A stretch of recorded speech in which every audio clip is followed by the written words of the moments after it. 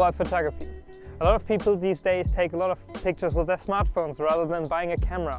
So to get the basics down for taking pictures of your dog, or taking pictures of food, or while you're hiking in nature, to take awesome landscape pictures, I'm going to show you today the most basics to get the best results out of your smartphone.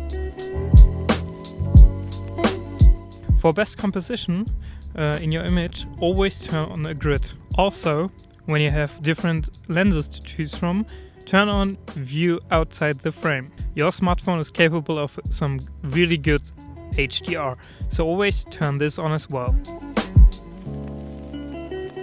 When you're taking pictures of a landscape, for example, you can use the grid to frame the image so that the grid is on the horizontal line of the image.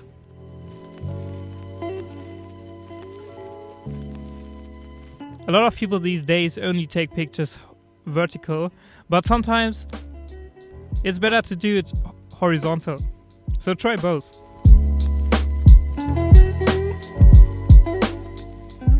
When you tap the screen to focus, you see there's lighting up a little sun.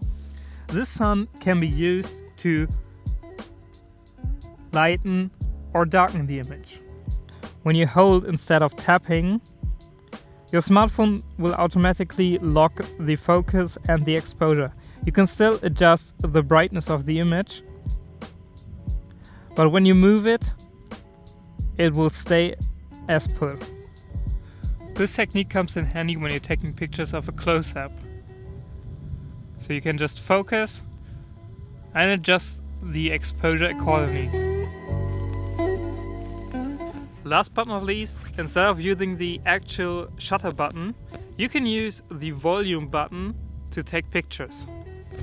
I hope you enjoyed this tutorial. If you have any more questions, just write it down in the comments, and see you guys soon.